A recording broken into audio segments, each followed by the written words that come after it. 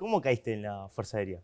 Esa es una historia que, bueno, quedó plasmada ahora en un libro, porque todo el mundo pregunta eso y le gustó al autor mi historia, digamos. Yo la verdad que no, en un pueblo, y te estoy hablando, Rufino, que está en el medio de la pampa húmeda. No teníamos traspolate 50 y pico de años atrás, no ahora que todo el mundo conoce lo que es un avión, qué tipo de avión, lo ve por internet sin ningún problema. En esa época yo no tenía televisión, así que imagínate el desconocimiento de todo que tenía. En el año 66, yo tenía 8 años, recién estaba jugando en el campito al frente de mi casa al fútbol y ahí pasaron por primera vez los A4B, que habían sido adquiridos hacía un mes o 45 días antes, habían llegado al país y yo me recuerdo que eran todos plateados. Eran 4 aviones que pasaron, estruendo, un ruido infernal, porque hacían para mí, era, no sé, que se caía el mundo abajo. Si uno escucharlo ahora produce un sonido y un susto al que no está atento, imagínate lo que era en esa época en un pueblo donde lo único que se veía eran tractores, cosechadoras, Claro, y no pasaba nada. y no pasaba, el ruido más grande era ese. Alguna vez habré escuchado algún avioncito pequeño que pasó por Rufino, o veíamos los aviones que pasaban de línea, que pasaban hacia Mendoza o hacia otro lugar, pero nunca había visto o escuchado un avión tan cerca. Y bueno, fue un escándalo donde estábamos jugando al fútbol, mi mamá, pasaron 4 aviones, me acuerdo, los conté a los 4 y después, porque después formaron y pasaron los 4 otra vez, y yo le dije a mi mamá, yo quería hacer eso, 8 años. Imagínate 8 años y en un pueblo de estas características, y que venía de una familia italiana que habían venido 2 tíos abuelos de ella, que habían estado en la guerra, así que imagínate que el shock para mi madre, primero escuchar eso, ver eso, y después que el hijo le diga que quiere ser... Te sacó Me cagando. hizo, sí, no, me dijo, andá a seguir jugando con tus amigos. Y me sorprendió, porque, viste, no es algo que a uno le gustaba, que la madre le cortara así. Bueno, nunca más hablé del tema con mi mamá, hasta que terminé, estaba en 5º año de secundario, y mi madre me llama, me dice, habría sido por abril más o menos, esa fecha más o menos, por ahí ahora sí.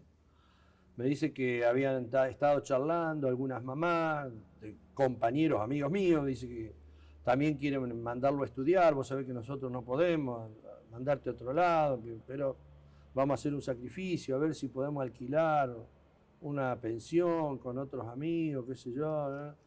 Y como yo te digo, jugaba al rugby, lo vino a ver a mi mamá el entrenador del equipo y le dijo, mirá, el otro día estuvimos hablando con uno de los equipos de Rosario que estuvimos jugando y el entrenador le preguntó por Jorge y por Miguel, otro Miguel Mancilla. Me dice, él quiere que ellos dos vayan a jugar al equipo de ahí de Atleti de Rosario. Y me dice, sería ideal, dice, si tenés dónde jugar al rugby, qué sé yo, y eso. Y la dejé hablar un rato a mi madre y yo le dije, ¿vos qué vas a querer hacer?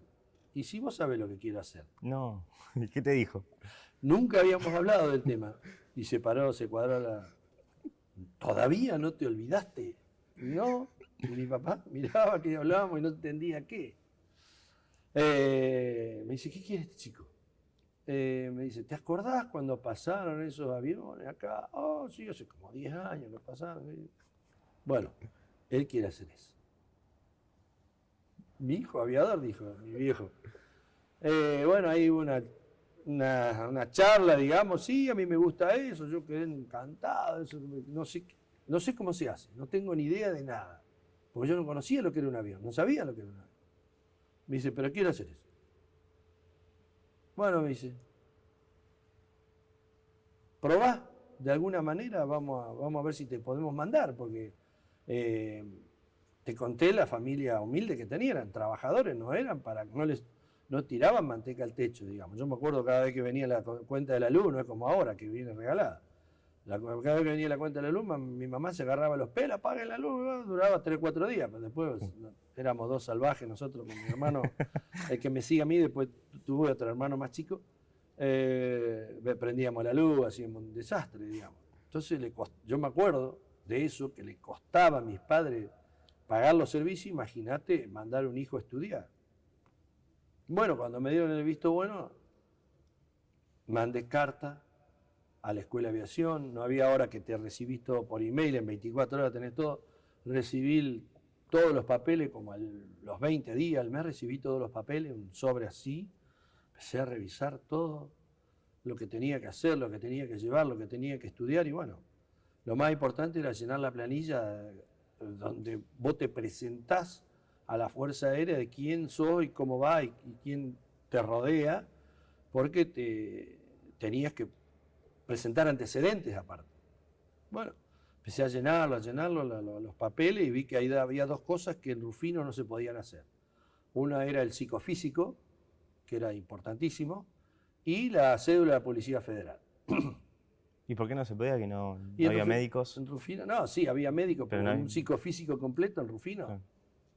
Todos teníamos que ir a Rosario, a lo sumo a Venado Tuerto.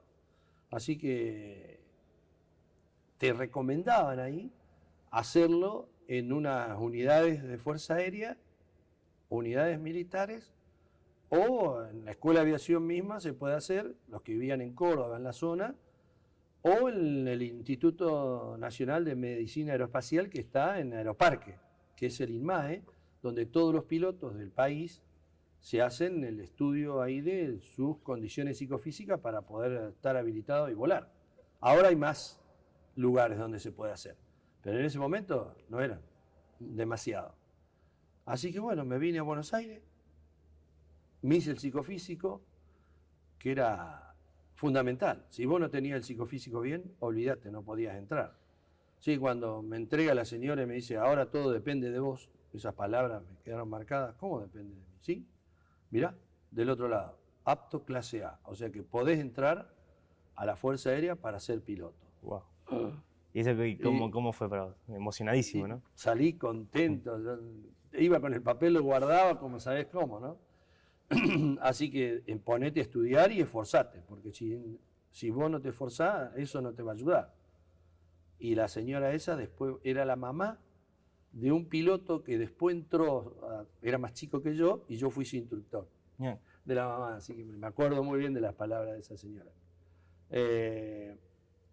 Bueno, con esos antecedentes, con la cédula y el psicofísico, había otro detalle que yo no tenía, que era personalidades que tenían, dice, personas de la Fuerza Aérea, preferentemente, Fuerzas Armadas, Fuerzas de Seguridad o autoridades de la ciudad que puedan firmar que lo conocen o pueden firmar para su ingreso. Yo no tenía nadie. Solamente mi tío, el hermano de mi mamá, tenía un conocido que su papá, mejor dicho, no era el hijo, sino un tío que era comodoro de la Fuerza Aérea, Comodoro Agustoni, que era de Rufino. Yo ni lo conocí. Así que me dice, yo te lo voy a hacer firmar, él te va a hacer entrar. Bueno. Y la otra personalidad que decía, autoridades policiales, juez de paz, alguien que esté en el pueblo, así que lo fui a ver al juez de paz, ese sí lo conocí. Porque los hijos eran 2 años más chicos que yo, uno era compañero de mi hermano, así que cuando le presenté los papeles me dice, no me va a decir que va a querer ser piloto, pero vos estás loco, que ser piloto, va a volver los 3 días de la semana, se reía, digamos, el juez de paz de mí, qué sé yo. Bueno, lo dice, yo te firmo, ojalá te sirva, que firmó. Y bueno, con toda esa documentación, más lo que tenía que estudiar, allá me fui en febrero del 76, ingresamos el 2 de febrero de 1976, y con pocas expectativas, pero con un entusiasmo. Había estudiado muchísimo, yo me acuerdo que el libro de historia lo había leído 5 veces el libro. Matemáticas, sabía mucho de matemáticas, castellano no era muy... Y lo que sabía poco era física.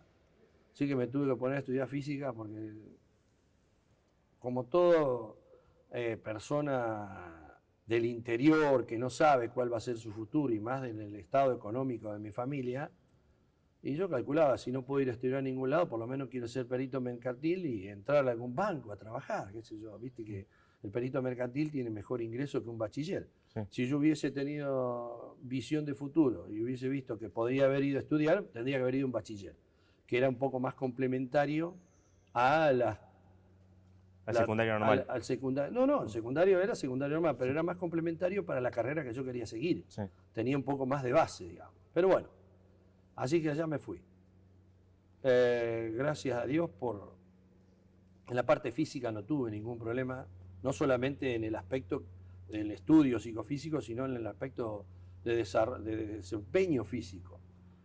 Estuve muy bien porque yo jugaba al rugby, hacía folclore y nadaba, o sea que era un tipo deportista que tenía buenas condiciones, o sea que en eso no tuve ningún problema. Bueno, en la parte académica, todas las materias me fueron bien, excepto física, que me fue con la nota más baja, digamos. Pero me ayudó para, entre los promedios, ingresar. Y una cosa importante, que siempre yo se los inculqué a mis hijas y a todo que no hay que andar inventando nada si uno no tiene el aval que lo respalde. ¿En qué me refiero? ¿Te acordás el listado que había que firmar y todo, y que tenía que firmar un Comodoro, sí, o firmar a alguien de la Fuerza Aérea, que me firmé el Comodoro Agustoni? En la entrevista personal, a los 3-4 días te hace una entrevista personal para conocer quién sos, los antecedentes. Bueno, un papel no dice nada, entonces con lo que está escrito, te entrevistás con un capitán. Me acuerdo que para mí el capitán era Dios. Entonces me empieza a averiguar, a preguntar un montón de cosas, iba marcando, tildando. Me dice, ¿usted lo conoce al Comodoro Agustoni? Porque estaba firmado. Cuando llega ahí, Comodoro Agustoni, no lo conozco. ¿Y por qué se firma con él? Porque lo conoce mi tío. Mi tío conocía a un sobrino y Agustoni, el Comodoro Agustoni, es de Rufino. Pero yo nunca lo vi, nunca lo conozco, no tengo nada. Yo me acuerdo que agarra el lápiz rojo, eso me quedó grabado, lápiz rojo, y puso en rojo una L. Digo, me mató, me destruyó, digo, chao, con esto no fui nada. ¿Qué significará la L? ¿Qué significará la L? Entonces, bueno, me termina la entrevista personal y cuando salgo está esperándome el cadete de 4º año, que era el que nos dirigía a nosotros para todos lados. ¿Y cómo le fue? Y me preguntaron esto, le digo, pero agarró un lápiz rojo y puso al lado del Comodoro Agustoni, que era, yo no lo conocía, no sé, puso una L. Muy bien, lo felicito.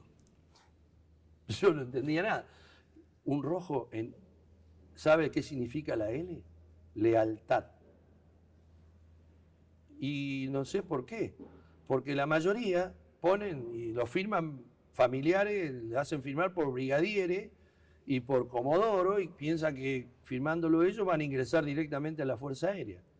Y vienen y le preguntan, como si me preguntan a mí, si yo firmo a alguien. Me dice, ¿cómo anda el hijo del Comodoro Barrio Nuevo?